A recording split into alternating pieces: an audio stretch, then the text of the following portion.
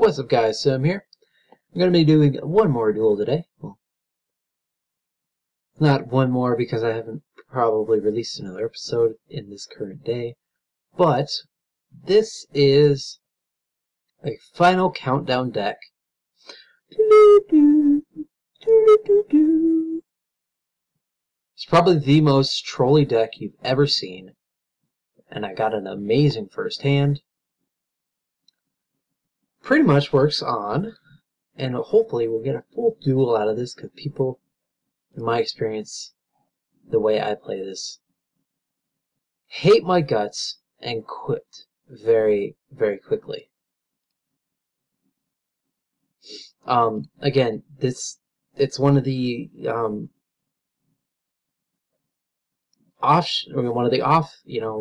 win conditions like Exodia or Destiny Board or anything along that nature, but it works fully on stall.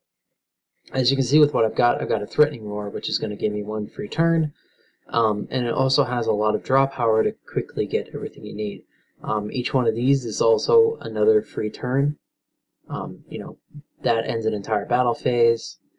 Zero Gardna is a monster Wabaku. It's kind of interesting to see what this guy's playing. You don't really see Barbaros out every so often. Client's running a little slow, so I'll excuse that.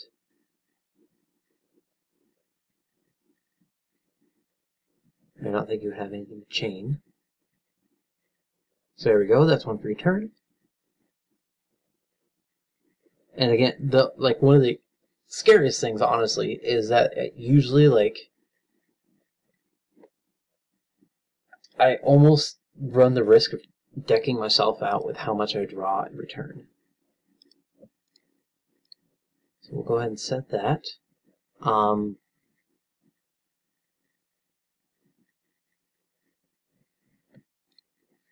ahead and Zero Gardna this turn while we have him.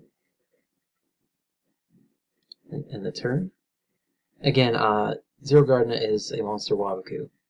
You tribute it on your opponent's turn, and you don't take any battle damage, and your monsters are not destroyed in that turn. So it's pretty awesome.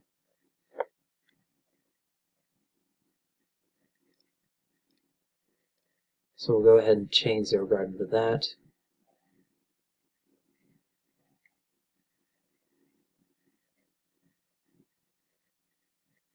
And if he has anything to stop that, we have a plethora of things in the hand. And hopefully more.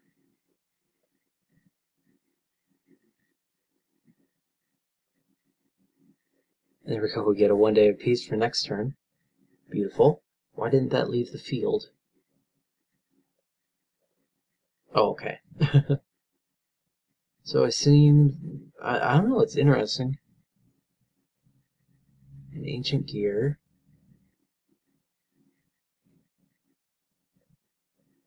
I'm confused.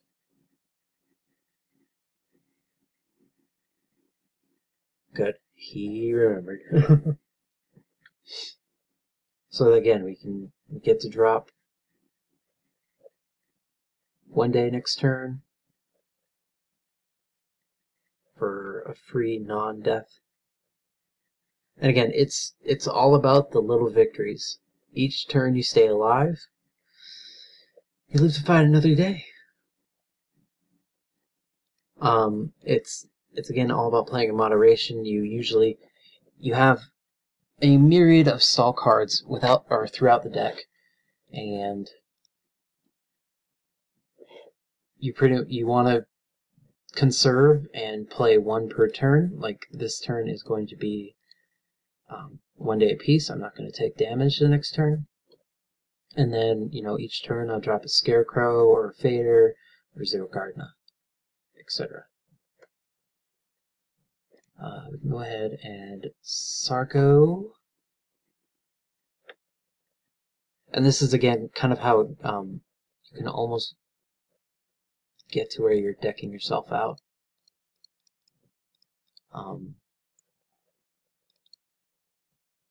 Go for a card. It's very, very cheap to build. And I actually already have most of the cards. The biggest one is going to be the card D. Getting a, I think it maybe only has 2 in the deck. Now that I think about it, but getting any like resemblance of a playset of one is going to be really, really expensive. We're at 6. This is definitely going to be a long episode, but I have no doubt that I'll end up winning. Okay, hurry up, hurry up.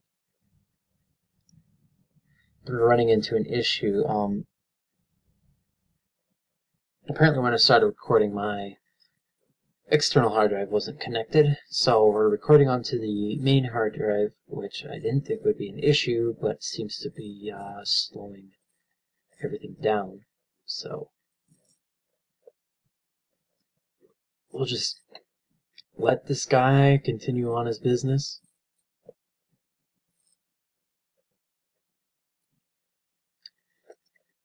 Let him play his little solitaire game. And okay, so it's the Phantom Beast plane. So just summon 2. This card cannot be destroyed by battle or card effects. While you control a token, let's return, tribute 1. Target 1 card on the field, destroy it. I'm not going to have cards on the field for very long.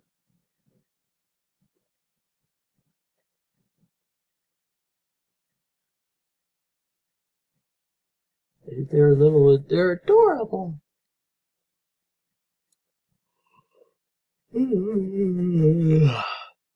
Sorry. So yes, continue. Go about your business. To destroy Gear Town. That's smart. So yes, he's breaking up very nice combos, but against any sort of meta deck, namely anything that is not a burn deck, this wins. Flat out. I stop any sort of battle damage, any battle phases, period. And it's the biggest troll ever. So again, this turn we're gonna Vader it. If he wants to waste a Solemn on that, I can always nope. I can always just Scarecrow on the next turn. But we'll keep him.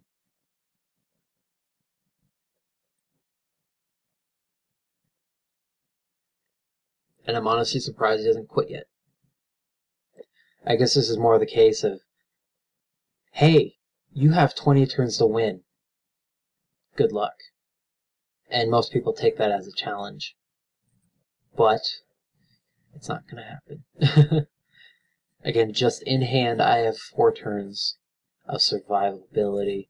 Next turn, I get 2 cards to draw, which is just going to give me even more. And it's just ridiculous. So again, what does this do? It can destroy a card at giving him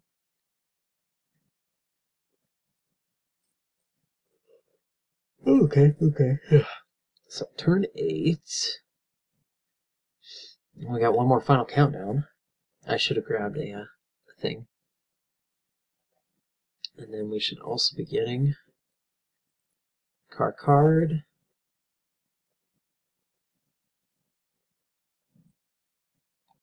Hurry up, guy. And what's beautiful is that this has like such flexibility.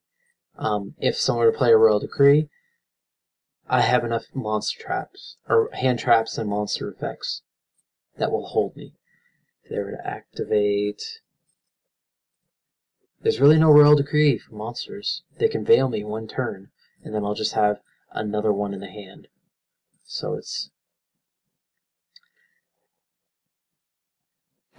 pretty much foolproof.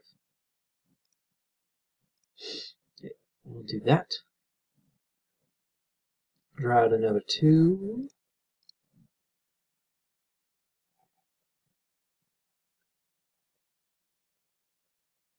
I kind of want to get Rainbow Life just so because we have this spare countdown just for shenanigans.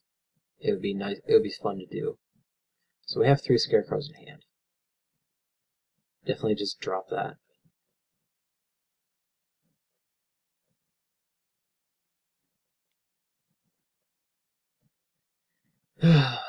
Again, the only thing, luckily I got it first turn, so this isn't going to be the longest duel you've ever seen.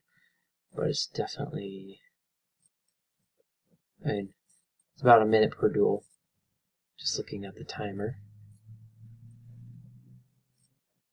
So he's going to do that to, what, kill Fader? It's cute. Or to fill his field. I think a rivalry would easily just destroy. Oh, he's just like, I have something I can kill. I have to. We must. He didn't even try. I didn't have anything holding me out. Okay, okay. Whatever, dude.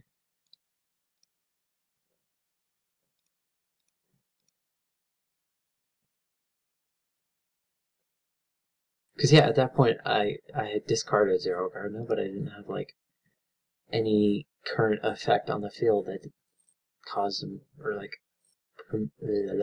prevented him from attacking, so.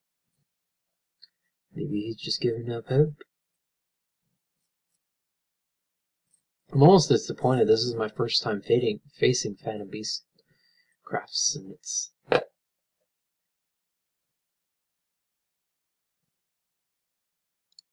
So yes, of course I'm going to chain.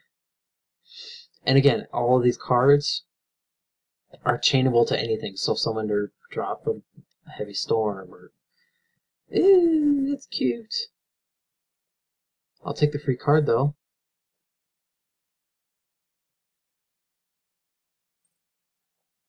And then I can't chain to anything anymore. Maybe I can chain to the destruction. Because I was just chaining to the activation.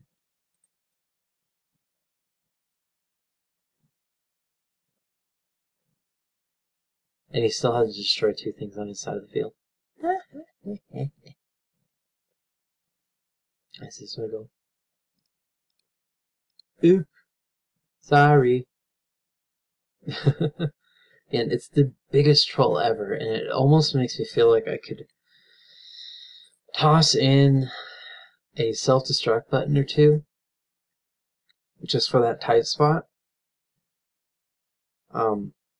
Because with the current rulings, if the game is or like in official tournament setting, the match cannot end in a draw. So if I were to just keep dropping, there we go, Rainbow Life. Whenever you take damage, you gain that amount of life points instead. That could be our hitch, and just like hold out even more. So we'll call that it. He's probably just going to drop Heliopolis' effect on it.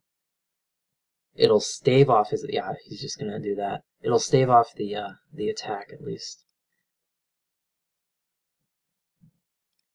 And it'll get rid of that extra countdown since I don't need it.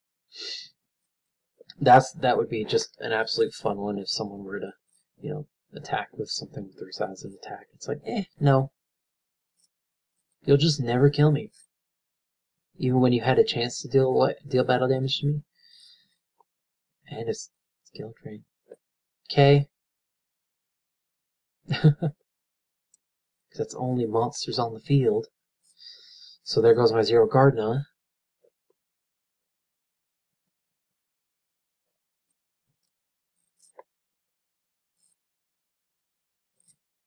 But oh well. I still have enough stuff in hand. And a I don't understand what he's doing. This doesn't have any sort of like proper continuity. I guess the Phantom Beast crafts can work pretty well with all this, but I don't know. And then you drop your skill drain.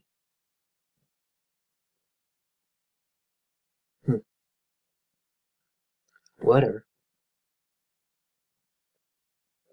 I wonder if this is just his combo. You get these big monsters up, and then you drop your skill drain, and I guess it has a lot of tokens, so they wouldn't really be hurt by that. Let's do that and shut them down right away.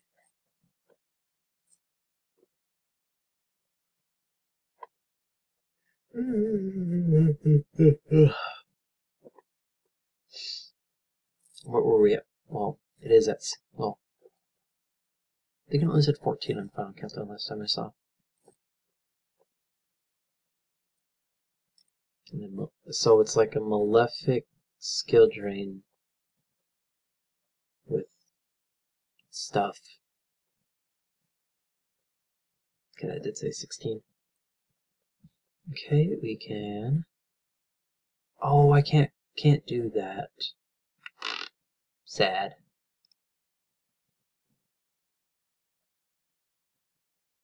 Dang. Oh well. Losing a little bit of the speed here and there, but there we go. 17. 3 more turns left. And you know, it's like one of those little slightly satisfying wins. As you were just absolutely outplaying your opponent. But I don't know, it doesn't have that like that good feeling that I wish it had. Because it's just like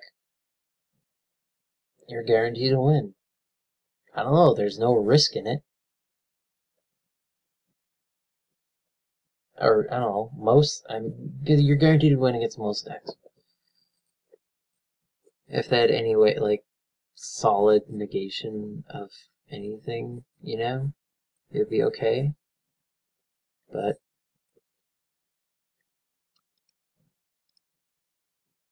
I don't know. We have 2 turns left.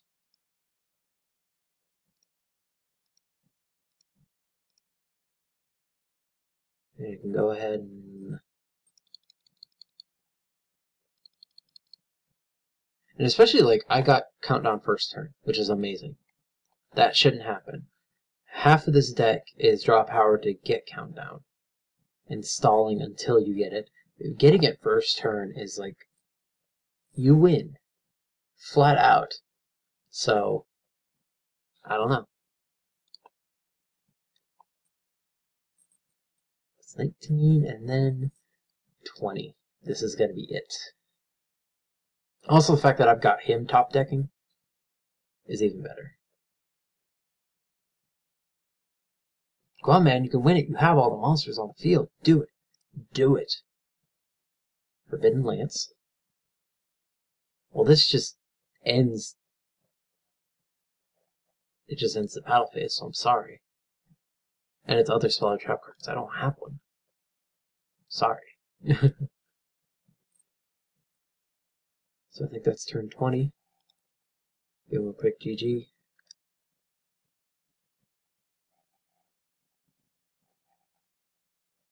Hooray! So what about 18 minutes? Okay. We can do a quick profile. And that's in the way. Oh well, you can still see the stuff on the right. Or on the left. So 3-0 Gardenos. It's a another 3 copies of Wabaku. 2 Spirit Reapers, which I don't know, these days tend to not get a lot of use. I don't know.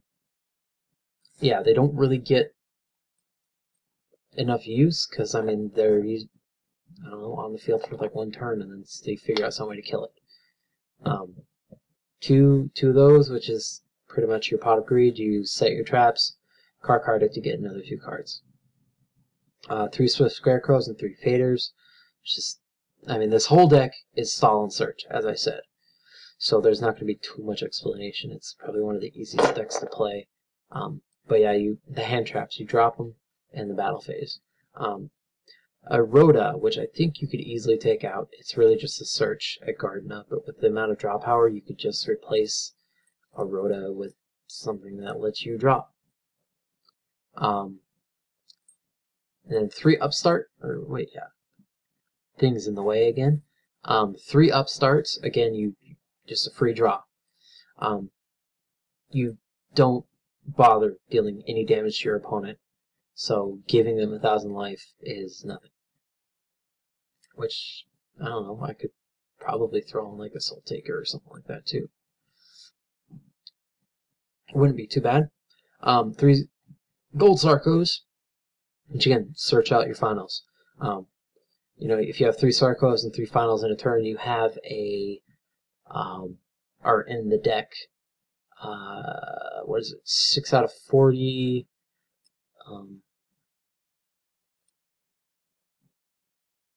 which is a 3 out of 20, or, come on, a 12% chance of getting what you need first turn. So pretty much, you know, you can either get a Sarco or a Final Countdown first turn. 12% of the time, you draw 6 cards. Amplified. I don't know the possibilities, but you should get either a Sarcophagus or that first turn, and thus you get it as soon as possible and you win the game. I didn't even mention 1-day piece. Again, it's a stall and a draw. Simple enough. Wabaku for stall, Legacy for draw, Rainbow Life to ditch the extra countdowns once you've used it, or anything else. Like in that case, they did skill drain, so Zero Gardener was useless, or you know, anything along the lines of that. Which it'll, you know, you either drop it when they attack, or if they were to destroy it, you can do it and use it as a Wabaku or whatever, because they're not going to attack you. And then 3 Roars for stall, 3 Jars for draw, and 2 Thunders for stall. Again, now just looking through it, I could easily replace Rhoda. The way this is operating, I, 1, haven't even drawn Rhoda the entire time, and 2, I mean, yes, it's a good quick thin, but it kind of seems unnecessary, so I think I could easily find a replacement for that. But, that's the deck. It's really simple. You saw it played. It's not half bad. I think it wouldn't be too hard to build or run. But yeah, see you guys in another video. I hope you enjoyed it, and I should have something interesting for the next one. But yeah, see you guys later. Bye.